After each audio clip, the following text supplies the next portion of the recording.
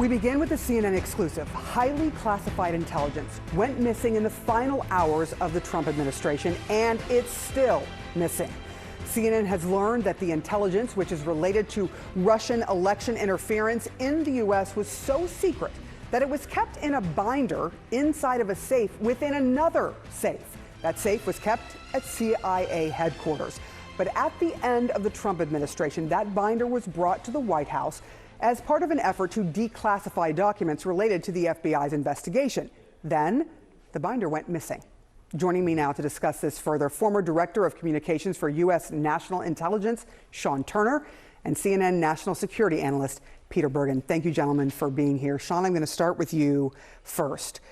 I guess first and foremost, how could something like this, that was so secret, that was inside of the CIA, go missing and still be missing these many years later? Yeah, Sarah, that's the million-dollar question. I've got to tell you, it's really unfortunate that we are once again talking about highly classified secret documents being lost out there. But there is something additional to this particular reporting. These are not just any documents. We're talking about raw intelligence in this binder. That means that this is information, this is intelligence information that has not been analyzed, it has not been processed, it has not been looked at so that the viewer of this intelligence knows what they're seeing. And that's what really concerns me here, because when we talk about redacting raw intelligence, you can redact selectively so that that intelligence says or gives an impression that you want it to give. And so I'm really concerned about the effort to get this information and to redact this information, to release it, because it is not the kind of information that has been looked at by analysts, been processed so that we all understand what it's actually telling us. And apparently, according to our reporting from Katie Bo-Lillis, a bunch of aides were looking at this as well. All right, sources told CNN, Peter, that the binder contained, as you heard from Sean Turner, raw intelligence the U.S. and its NATO allies collected on Russians and Russian agents, including sources and methods that informed the U.S. government's assessment that Russian President Vladimir Putin sought to help Trump win the 2016 election.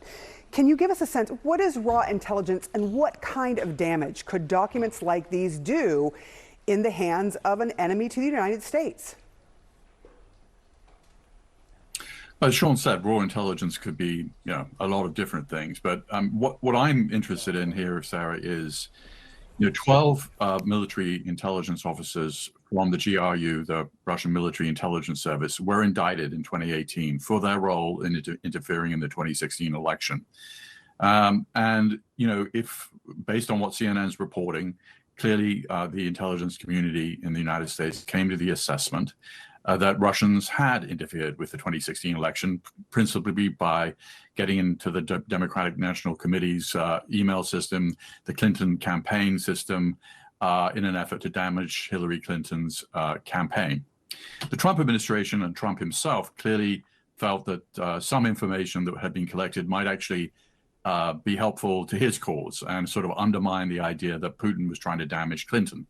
The indictment, which is public record, is very clear that 12 Russian military intelligence officers did interfere in the election. And my assumption is much of the information in this missing binder is related to this indictment, which is a public record and relates to the GRU, the Russian military intelligence.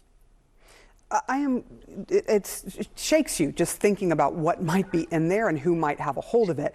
But to you, Mr. Turner, how can a document like this even be considered for declassification with raw intelligence in it?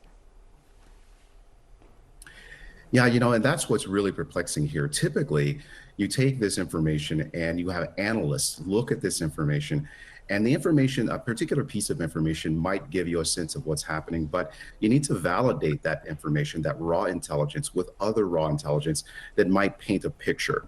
I mean, this raw intelligence is a bunch of puzzle pieces, and professional analysts put the pieces together to paint a picture, to create a story here. And so, the idea that this information would be selectively redacted and released, it's all about what it tells the reader, what it tells the viewer. So, raw intelligence is not the kind of thing that we distribute to the public. It's not the kind of thing that you want to have out there in the hands of untrained analysts.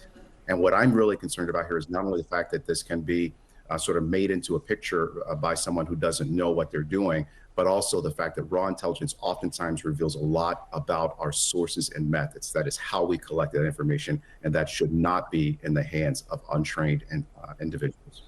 Lives could literally be at stake. Sean Turner, Peter Bergen, thank you both for coming on the show this morning and going through that with me.